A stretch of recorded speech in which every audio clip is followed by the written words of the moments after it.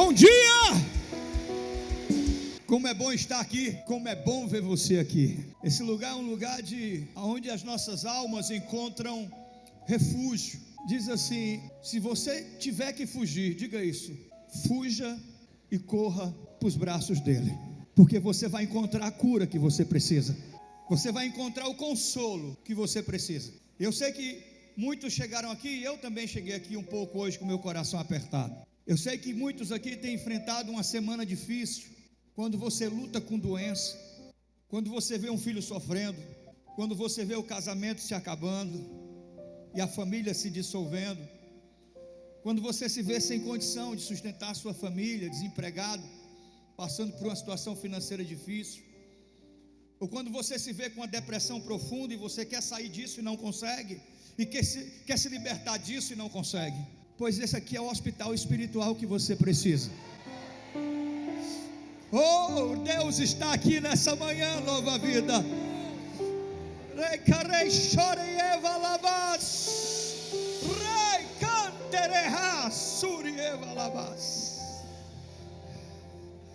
Esse é o hospital espiritual. Aqui não tem fila de espera. Aqui não se faz acepção de pessoas. Você não precisa ter um bom plano de saúde. Você só precisa de um coração quebrantado na presença dele. Aleluia. O texto que nós vamos ler é João capítulo 12, Evangelho. João capítulo 12, a partir do versículo 37. João capítulo 12, a partir do versículo 37. Quem for encontrando vai me confirmando. Mesmo depois que Jesus fez todos aqueles sinais miraculosos, não creram nele. Isso aconteceu para se cumprir a palavra do profeta Isaías, que disse: Senhor, quem creu em nossa mensagem? Quem deu crédito à nossa pregação? Está aí na sua Bíblia. E a quem foi revelado o braço forte do Senhor? Por esta razão, eles não podiam crer. Como disse Isaías no outro texto: cegou os seus olhos, endureceu-lhes o coração, para que não vejam com os olhos e nem entendam com o coração, e não se convertam, e eu os cure. Isaías disse isso porque viu a glória de Jesus e falou sobre ele. Ainda assim, muitos líderes dos judeus creram nele, mas por causa dos fariseus não confessaram sua fé, com medo de serem expulsos da sinagoga, pois preferiam a aprovação dos homens do que a aprovação de Deus. Amém? Até aqui está ótimo. Às vezes a gente fica se perguntando o que é que nos impede de alcançar promessas, de sermos verdadeiramente abençoados pelo Senhor, de alcançarmos um nível de espiritualidade e viver esse sobrenatural de Deus nas nossas vidas. Por que eu não sou curado, pastor? Estou há tanto tempo na igreja, estou há tanto tempo no ambiente religioso. Por que não alcancei ainda a libertação que eu preciso? Por que nada muda na minha família, nada muda no meu casamento, nada muda na minha vida? Olha para cá, olha para mim. Então a gente percebe que existem pessoas presas em cadeias espirituais que elas mesmas fizeram para elas. São cadeias espirituais que elas mesmas, olha para cá, fabricaram para elas essas cadeias. E a gente vê isso nesse texto, nessa narrativa bíblica, histórica, em que Jesus, mesmo operando todos os sinais miraculosos, e viram o que ele fez, não foi algo escondido, não foi algo que foi mal entendido, viram os milagres que ele fez, mesmo assim se recusaram a crer, mesmo assim se recusaram a aceitar, mesmo assim se recusaram, olha para cá, a se converter. Então, João, o escritor da carta, ou do evangelho, melhor dizendo, João diz: olha, isso foi para que se cumprisse o que estava escrito no livro do profeta Isaías. Isso aí foi profetizado há mais de 2000 anos. Isaías viu a glória do Senhor, que o coração do homem se endureceria e que a cegueira espiritual prevaleceria. E por causa da dureza de coração, da cegueira espiritual e da covardia, o espírito de covardia que domina a alma do homem, muitos não vão se converter, e se não se converterem, não serão curados por ele. Amém ou não amém?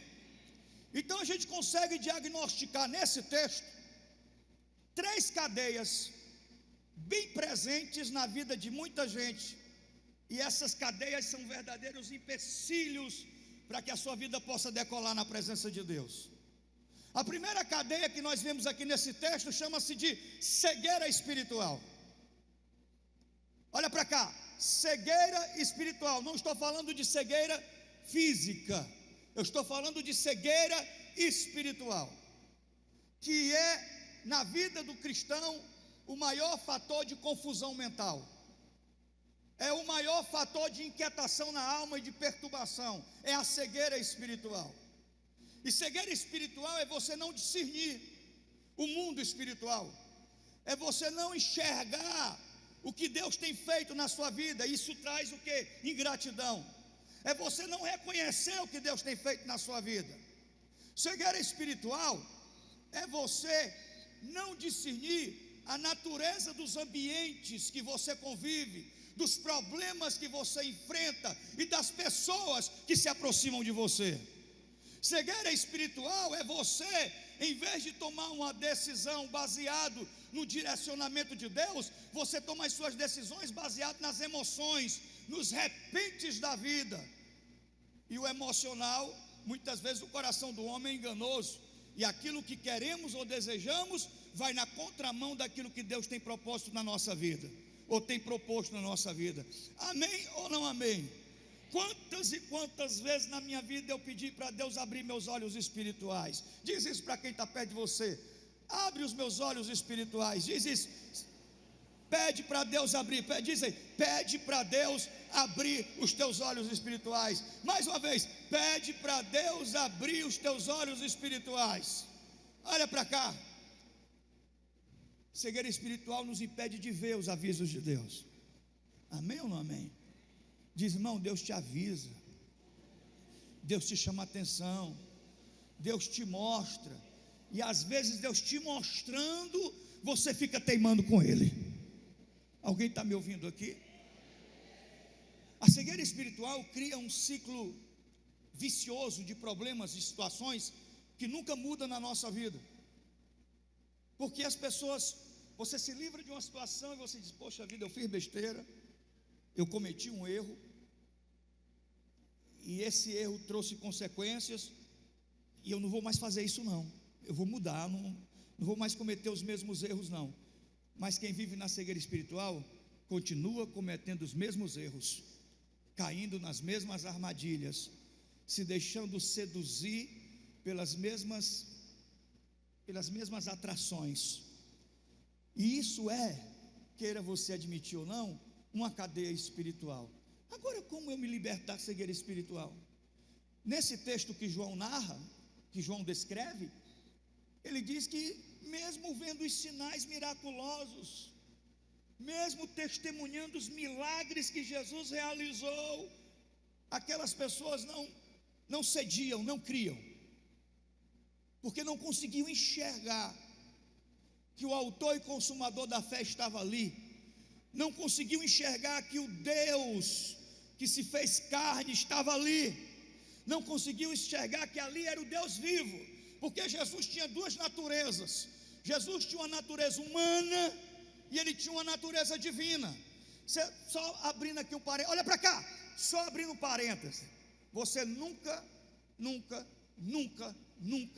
vai encontrar na Bíblia o termo Deus Filho. Esse termo Deus Filho não existe. Isso foi criado pelo catolicismo. Deus Filho, isso não existe. Na Bíblia você não encontra. Porque se eu tiver que acreditar num Deus Filho, eu tenho que acreditar num Jesus, Deus com D minúsculo. Então ele não tem atributo de Deus. Em algum momento ele foi criado, em algum momento ele foi gerado. Se ele não tem atributo de Deus, ele não é eterno, ele não é onipresente, ele não é onisciente, ele não é onipotente. Os testemunhos de Jeová pregam isso. Jesus está lá, Deus com D minúsculo. Então não existe Deus Filho, existe o Filho de Deus. E o Filho de Deus é o verbo que se fez carne. José não tocou na sua esposa, ele não coabitou com ela, ele não teve relações com ela. Ela engravidou e o fruto foi gerado do Espírito. Ela estava intocável. E aí se cumpre a palavra, o verbo que se fez carne e habitou entre nós.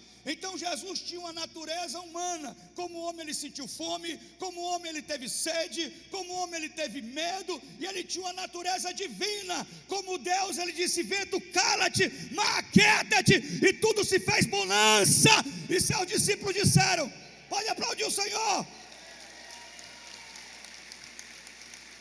Quem é esse que até o vento e o mar obedece quando ouve a sua voz?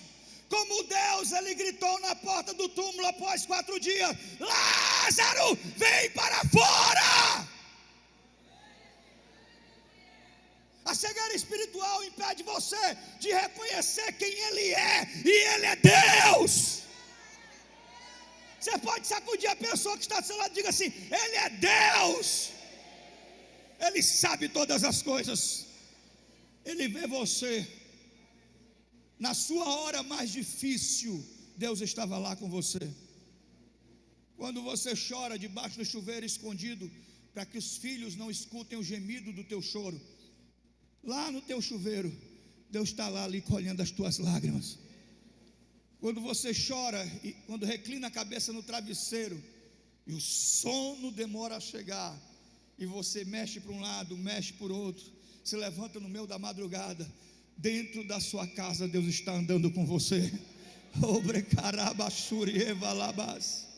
Mesmo quando você entra numa caverna e diz: eu quero morrer, esqueçam de mim, resolvam a vida sem mim, Deus vai chegar para você e vai dizer: o que tu faz aí, Elias? O que é que você está fazendo com a sua vida? Não foi para isso que eu te gerei, que eu te criei para um propósito muito maior. Olha para cá.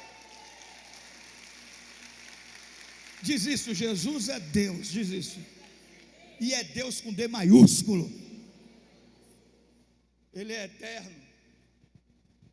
Não há princípio nem fim. Para Deus, eu acredito que para quem é eterno tudo é presente. Não existe passado e nem futuro, ele paira na eternidade. Amém ou não amém? Daqui a 1000 anos Deus está lá.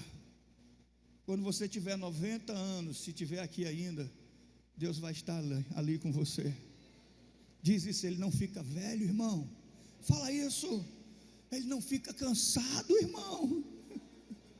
Ele não tem fraqueza. Ele é onipotente, ele pode todas as coisas. Não há nada impossível para Deus. Pode ser um câncer do tamanho de um coco, do jeito que ele apareceu, Deus queima e faz desaparecer, porque ele é Deus. E se você crê que ele é Deus, abra a sua boca e glorifique o Senhor.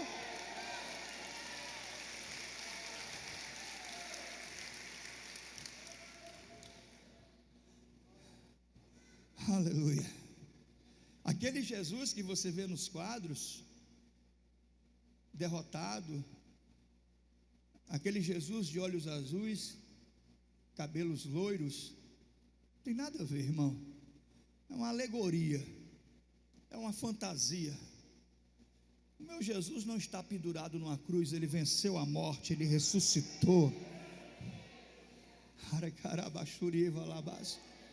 Diga isso: ele venceu a morte, ele ressuscitou.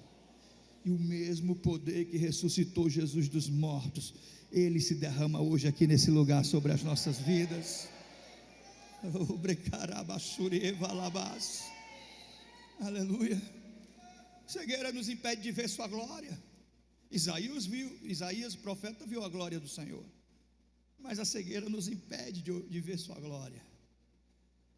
A cegueira nos impede de enxergar seu cuidado. A cegueira nos impede de reconhecer os seus livramentos. Quantos e quantos livramentos Deus não tem trazido sobre a sua vida e a sua casa? Alguém diz assim: foi sorte. Não, foi Deus. Diz aí, sabe aquele negócio que aconteceu?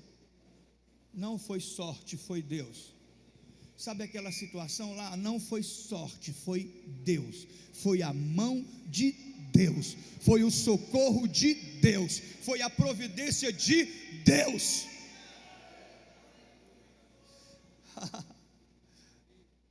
Livramentos de morte. Algumas pessoas que estão aqui não eram nem para estar aqui, não eram nem para estar vivas. Deus sabia, Ele é onisciente, que um dia,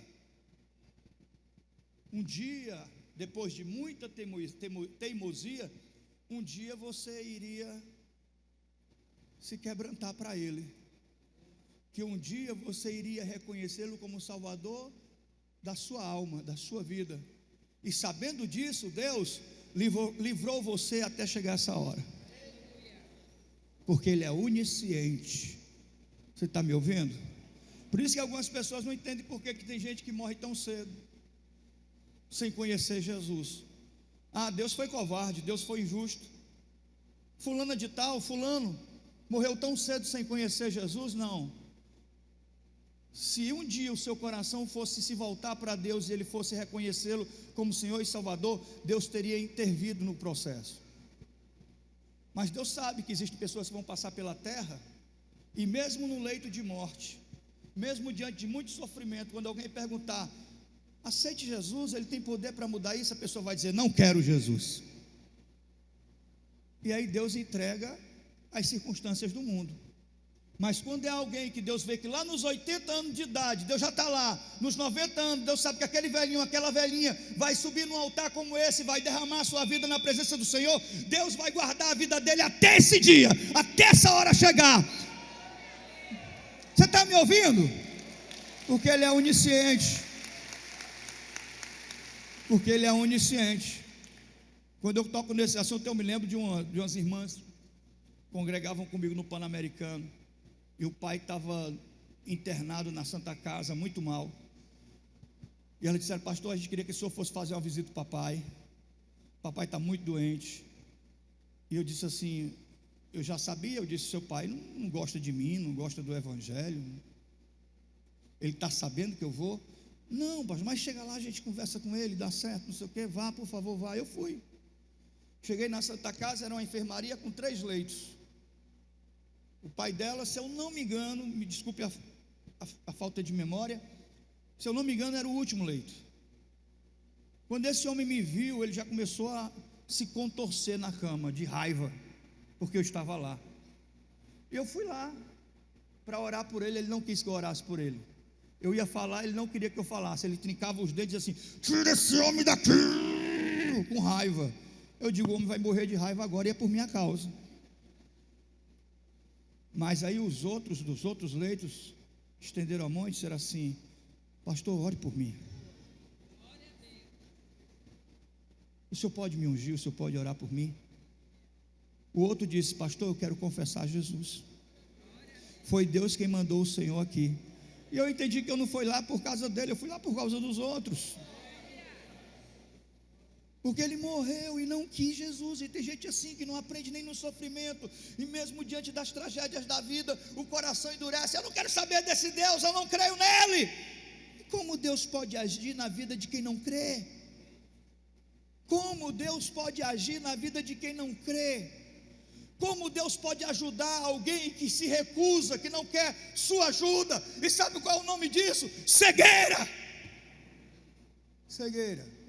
Eu declaro no nome do Senhor Jesus que Deus te liberte hoje, nessa manhã, de toda cegueira espiritual, que toda cegueira espiritual caia por terra na tua vida, na tua casa. Você está me ouvindo? Você pode glorificar o Senhor? Diz aí para quem está perto de você: peça a Deus discernimento e Ele te dá. Peça a Deus sabedoria e Ele te dá sabedoria. Irmão, eu trato todo mundo bem, e vou sempre tratar todo mundo bem. Vai chegar agora a época da política. Tem gente aqui que não aparece há anos aqui. Pode ter certeza, vão vir bater aqui. E eu vou respeitar, pode ser quem for. Vou dizer que é bem-vindo, pode ser quem for. Amém ou não amém? Mas as intenções não são as melhores. Esses assim a gente sabe qual é a intenção. Mas existem aquelas pessoas que nos abraçam e que a gente pensa que quer o nosso bem e quer o nosso mal. Isso aí, tenha cuidado. Não seja paranoico, mas também não seja ingênuo. Existe muita falsidade, inveja ao redor da nossa vida. Amém ou não amém? Tem gente que abraça pela frente e as unhas entram pelas costas. Chama-se de abraço de tamanduá. Abraça pela frente e as unhas faz assim, ó, crava pelas costas. E eu trato todo mundo bem, mas eu sei quando um abraço é falso. Eu sei quando uma conversa é mentirosa. Eu sei quando o cara está mentindo. Eu sei quando uma pessoa senta para conversar comigo, mas ela falta com a verdade. Como é, como sacerdote, que eu posso ajudar uma pessoa que está sofrendo diante de mim ali e falta com a verdade? E eu sou obrigado a dizer: você não está me contando a história direito, me conte a história como foi de verdade. Aí a pessoa abre o jogo, mas eu sei, eu consigo ver falsidade e eu consigo ver sinceridade. Amém ou não amém? Eu sei quando algo maligno está se aproximando de mim. Eu sei quando alguma influência maligna chega dentro da minha casa. Eu sei quando há opressão na minha casa. E quantas vezes a minha casa não foi atacada e eu não tive que marchar durante a madrugada dentro da minha casa, repreendendo demônios, expulsando os demônios de dentro da minha casa. Eu já vi vultos saindo de dentro da minha casa. Se você não tem visão espiritual, você não tem os dons do Espírito. Se você não tem os dons do Espírito e não tem o Espírito Santo, você é como um carro velho, sem gasolina, com o motor batido, não serve para nada. Mas se você tem o Espírito Santo na sua vida, você pode todas as coisas naquele que te fortalece. Alguém está me ouvindo aqui nessa manhã?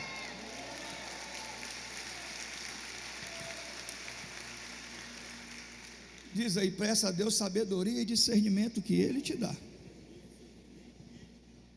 Amém ou não amém?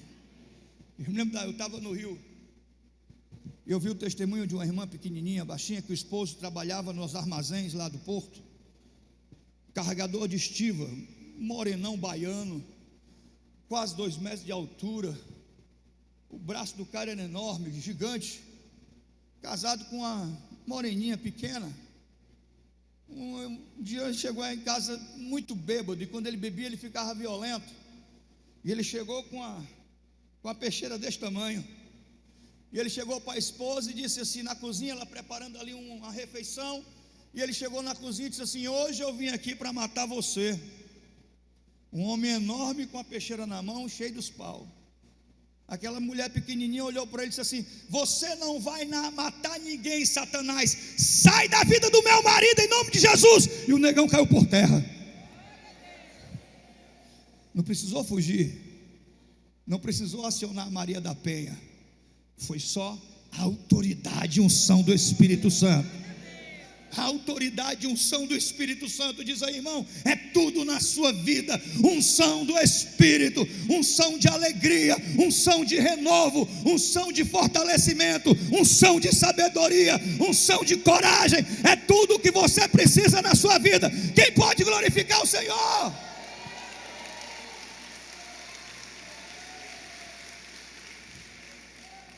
Qual é a primeira cadeia, Nova Vida?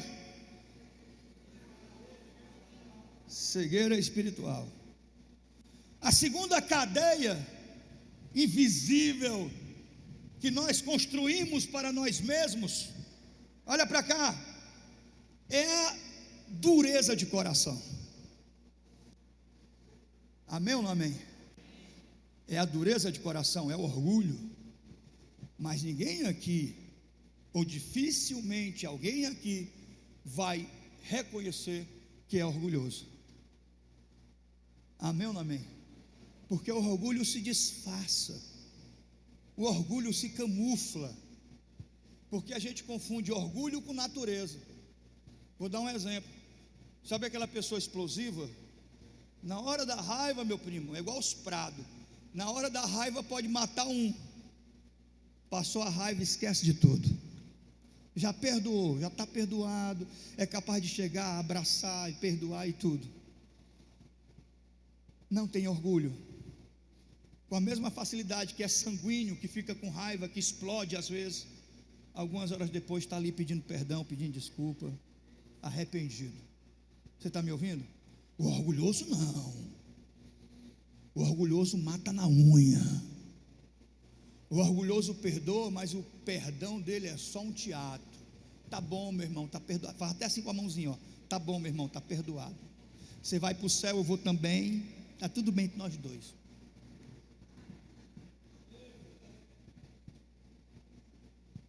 Finge o abraço, finge o sorriso, mas quando dá as costas, que ódio dessa pessoa. Minha vontade é de esganar, é o orgulho. E aí a Bíblia, sabe como a gente está na contramão dos ensinos de Jesus, na contramão do Evangelho? Porque a Bíblia diz que nós devemos orar pelos nossos inimigos, amar os nossos inimigos. Olha só a loucura.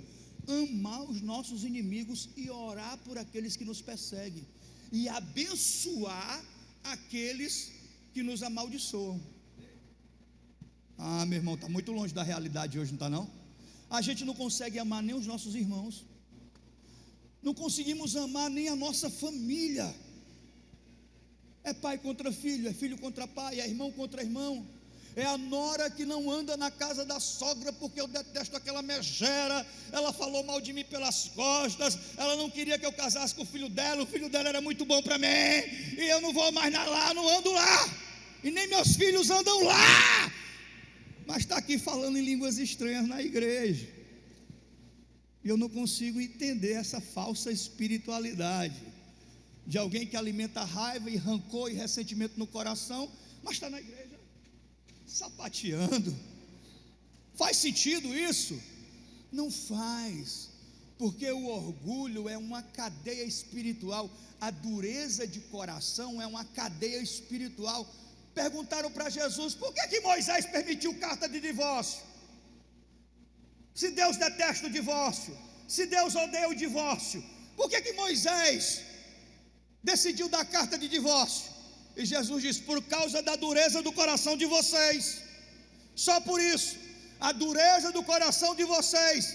O que é que Jesus estava dizendo? Vocês não sabem perdoar. Vocês não sabem perdoar. E alimenta esse negócio de se sentir ofendido a vida toda. E por tudo se ofende, e por tudo se magoa, e por tudo se aborrece.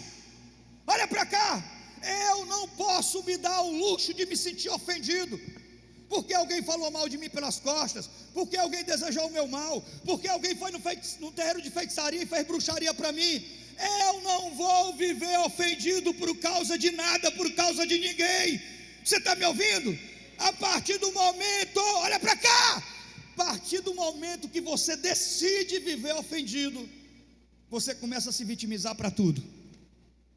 Você começa a se vitimizar para tudo. Quando você se sente, vive ofendido, vai para lá, Satanás. Essa cadeia não vai me prender não. Eu não estou preocupado com o que as pessoas pensam de mim, ou com o que elas falam de mim. Eu sei quem eu sou na presença do Deus que eu sirvo, e o meu desejo é agradar a Ele, e eu prefiro agradar a Ele do que agradar os homens. Você pode glorificar o Senhor por isso?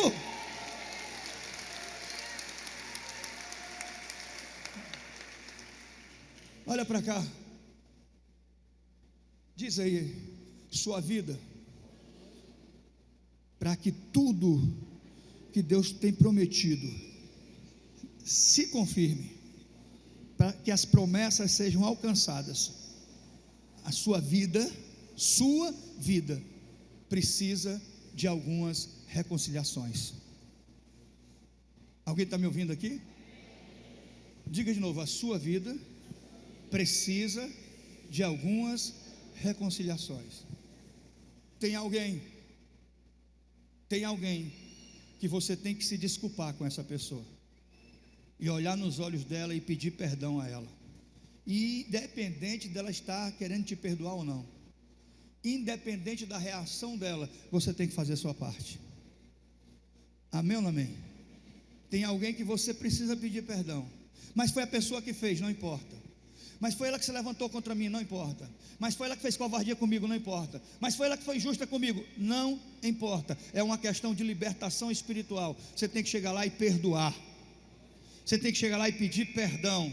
E através dessa reconciliação, Deus cura e restaura a vida, e o casamento, e a vida dos filhos, a família. Você está me ouvindo?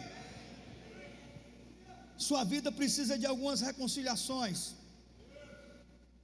Há pais que não falam com os filhos. Houve um problema no passado, mas o coração está fechado para o filho. Ah, pastor, meu filho recusa a minha amizade, me distrata, não me atende. Mas no dia que ele te procurar, irmão, você vai estar de braços abertos para ele, e vai dizer: você é meu filho, eu amo você, e eu sei que Deus tem propósito na sua vida. Sua vida não vai acabar assim. Alguém está me ouvindo? Tem alguém que você precisa falar isso. Sua vida não vai acabar assim. Levante sua cabeça, sua vida não vai acabar assim. Sua vida não vai terminar desse jeito. Deus tem algo maior e Ele vai fazer. Ele tem promessas e Ele é fiel para cumprir as promessas que Ele faz. Seu casamento não vai acabar assim, seus filhos, sua família não vai acabar desse jeito, porque Deus não vai deixar.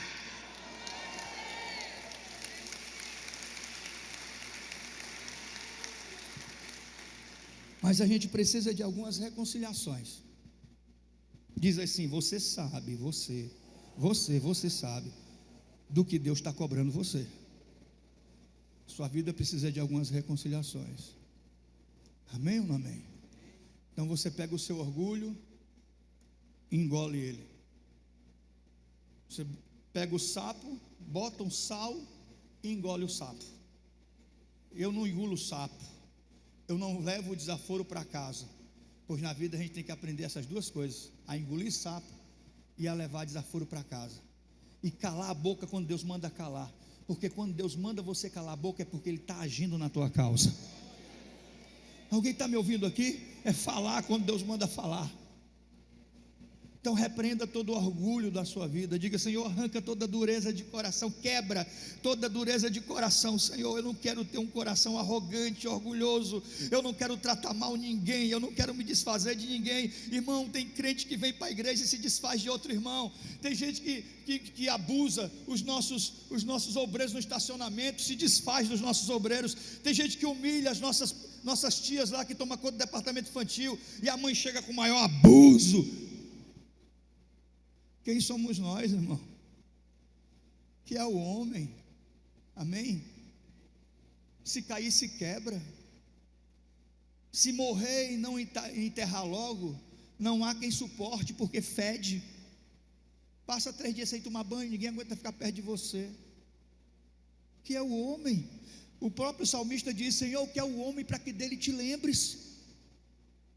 Falho, pecador. Não somos melhores. Diz: sinto muito. Diga aí: sinto muito.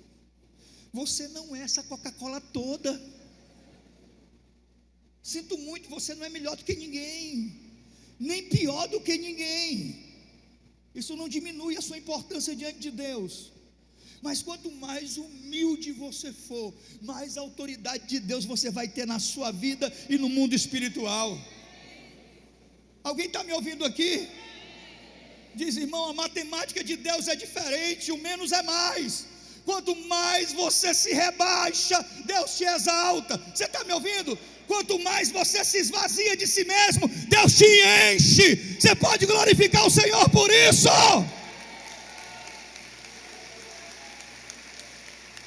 Matemática de Deus é diferente, meu primo. O menos é mais. Quanto mais eu me humilho nos pés do Senhor, mais Ele me exalta na presença dos homens. Quanto mais eu me esvazio do meu rancor, do meu orgulho, da minha raiva, Quando eu me esvazio, então Ele me enche. Apóstolo Paulo disse: quando eu estou fraco, aí é que eu sou forte, porque o poder dele se aperfeiçoa na nossa fraqueza. Amém? Não tem uma canção que fala mais ou menos isso, né, Jolinha? Né? Tem uma canção que fala isso. É descendo que a gente sobe, né? Olha para cá, olha para mim, olha para mim. Diz assim: a humildade é uma arma poderosa para destruir toda a ação do inferno no casamento, na vida dos filhos, na família. A humildade é uma arma poderosa. Olha para cá. Uma coisa é a esposa ir resolver o casamento, e o marido chega em casa cansado do trabalho, mais ou menos 8:30 da noite, pegou engarrafamento ou veio no ônibus lotado, e o marido chega: ei, ainda bem que você chegou, porque eu estou até aqui para resolver um assunto com você. Deu certo, não deu? Você está vendo o que vai acontecer, né? Deu certinho. Outra coisa é ela esperar o marido chegar, jantar, tomar um banho, jantar, assistir o jornal dele, e à noite ela vai lá, coloca assim a mãozinha na cabeça dele e faz um cafuné, e ela diz assim: filho, a gente tem que resolver isso, isso e isso, filho. Entendeu? Filho, a geladeira queimou, eles pegam o cartão e comprem outra. Me ouvindo, irmão? Diz aí: se você for humilde, você desarma todas as armadilhas do maligno. Se você for humilde, você quebra o laço do passarinheiro. Alguém está me ouvindo aqui? Aquele que não teve por usurpação ser igual a Deus, mas a si mesmo se esvaziou, fazendo-se semelhante aos homens, e achado na forma humana, foi humilde e obediente até a morte, morte de cruz.